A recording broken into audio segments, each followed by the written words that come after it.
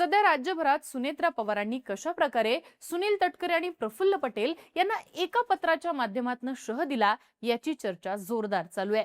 खरं तर अजितदादांच्या निधनानंतर फक्त 19 दिवसांनी प्रफुल्ल पटेलांनी निवडणूक आयोगाला एक पत्र लिहून सगळे अधिकार राष्ट्रीय कार्याध्यक्ष म्हणून आपल्या हातात घेतले होते। त्याच पार्श्वभूमीवर सुनेत्रा पवारांनी पटेल आणि तटकरेंना धडा शिकवण्यासाठी 10 मार्चला लिहिलेल्या पत्रामध्ये त्यांच्या पदांचा उल्लेख केला नाही असं परसेप्शन सध्या बिल्ड झालेलं आहे। पण दुसरीकडे या सगळ्या मागे सुनेत्रा पवार नाहीयेत तर शरद पवारच आहेत अशा देखील चर्चांनी जोर पकडलेला आहे। पण यातली सगळ्यात महत्त्वाची मेख म्हणजे सुनेत्रा पवारांनी 10 मार्चला लिहिलेल्या पत्रामध्ये 29 जानेवारी ते 26 फेब्रुवारी पर्यंतचा पत्रव्यवहार ग्राह्य धरू नये असं निवडणूक आयोगाला कळवलं आणि त्यामुळे त्यांचंच अध्यक्षपद आणि पार्थ पवारांची राज्यसभेची खासदारकी सुद्धा आता धोक्यात आलेली आहे। दुसरीकडे सुनेत्रा पवार आणि पटेल तटकरे यांच्या सुरू असलेल्या संघर्षानं पक्षातले आमदार हे अस्वस्थ झालेले आहेत। तिकडे ही सगळी शरद पवारांची खेळी आहे म्हणून सुनेत्रा पवारांच्या नेतृत्वावर प्रश्नही उपस्थित झालेले आहेत आणि त्यामुळेच सुनेत्रा पवार आता निवडणूक आयोगाशी केलेला पत्रव्यवहार रद्द करणार आहेत अशा चर्चांनी जोर पकडलाय। नेमकं काय राजकारण होतंय आणि सुनेत्रा पवारांनी माघार घेतलीच तर त्याची 3 कारणं कोणती असू शकतात पाहूयात आजच्या व्हिडिओतनं। नमस्कार, मी आरती आणि तुम्ही बघताय बोलभिडू। सगळ्यात पहिलं कारण म्हणजे या पत्रामुळे सुनेत्रा पवार नेमक्या कशा अडचणीत आल्या आणि तो पत्रव्यवहारच का रद्द करू शकतात, तर हा विषय 2 पत्रांचा। 16 फेब्रुवारीला प्रफुल्ल पटेलांनी निवडणूक आयोगाला एक पत्र पाठवलं आणि 10 मार्चला सुनेत्रा पवारांनी निवडणूक आयोगाला दुसरं पत्र पाठवलं। नेमकं काय झालंय तर अजितदादा हयात असताना म्हणजे 8 डिसेंबर 2025 ला एक बातमी आली होती। बातमी होती केंद्रीय निवडणूक आयोगाच्या एका आदेशाची। आयोगानं आदेश दिला होता की सगळ्या राजकीय पक्षांनी आपल्या घटनेची अद्ययावत प्रत ही 30 दिवसांच्या आत सादर करावी।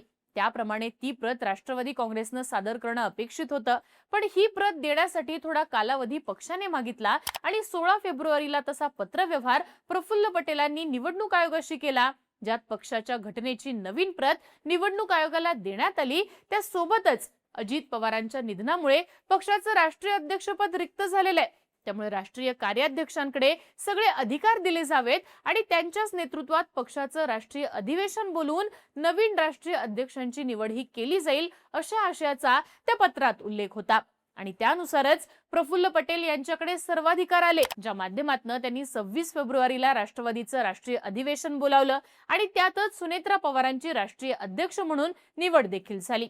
सोबतच पार्थ पवारांच्या राज्यसभेची उमेदवारी त्यांनीच घोषित केली। पार्थ यांच्या एबी फॉर्मवर सुद्धा प्रफुल्ल पटेल आणि सुनील तटकरे यांची सही आहे असं म्हटलं जातंय। त्यामुळेच सुनेत्रा पवारांनी 10 मार्चला लिहिलेल्या पत्रामध्ये 29 जानेवारी ते 26 फेब्रुवारी पर्यंतचा सगळा पत्रव्यवहार रद्द करण्याची जी सूचना केली आहे, त्यामुळे आता त्यांची प्रफुल्ल पटेलांनी केलेली निवड आणि पार्थ पवार यांना मिळालेली खासदारकीच धोक्यात आलेली आहे। थोडक्यात काय तर सुनेत्रा पवार यांनी घाईघाईत पटेल आणि तटकरेंना शह देण्याच्या विचारातनं हा पत्रव्यवहार केलेला आहे, पण आता मात्र झालेली चूक लक्षात आल्यानं त्यांनी माघार घेण्याचा विचार केलाय अशी माहिती समोर येतेय। कारण निवडणूक आयोगानं 10 मार्चच्या त्यांच्या पत्रानुसार त्यांची सूचना जर मान्य केली तर त्यांचंच अध्यक्षपद आणि त्यांचे सुपुत्र पार्थ पवार यांची खासदारकी रद्द होऊ शकते। सुनेत्रा पवार निवडणूक आयोगाला केलेला पत्रव्यवहार मागे घेतील असं म्हटलं जातं। याचं दुसरं कारण म्हणजे आमदारांमध्ये वाढलेली अस्वस्थता। 10 मार्चला सुनेत्रा पवारांनी लिहिलेल्या पत्रात फक्त सुनेत्रा पवार यांच्या नावापुढे राष्ट्रीय अध्यक्ष आणि शिवाजीराव गर्जेंच्या नावापुढे खजिनदार असा पेनाने उल्लेख करण्यात आलाय। तटकरे आणि पटेलांच्या आणि इतर नेत्यांच्या नावापुढचे रकाने हे रिकामे आहेत। आता या सगळ्यावरती भाष्य करताना पार्थ पवारांनी मात्र सुनील तटकरे आणि प्रफुल्ल पटेल हे पक्षाचे प्रदेश अध्यक्ष आणि राष्ट्रीय कार्याध्यक्ष आहेत, सगळ्या बातम्या खोट्या आहेत असं ट्विट केलंय।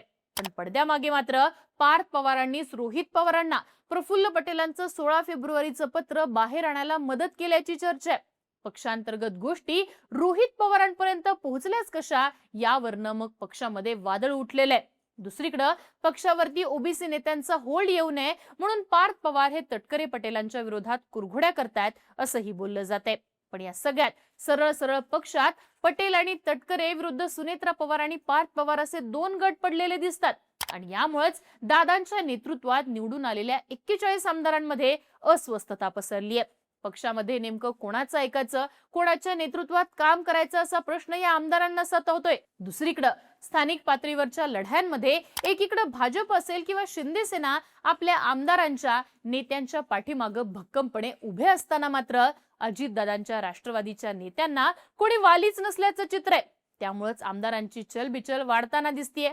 त्यात आता शिंदे आणि भाजपकडनं असलेल्या ऑफर्समुळे सुद्धा यातले काही जण फुटण्याची आणि त्यांच्या गळाला लागण्याची शक्यता आहे.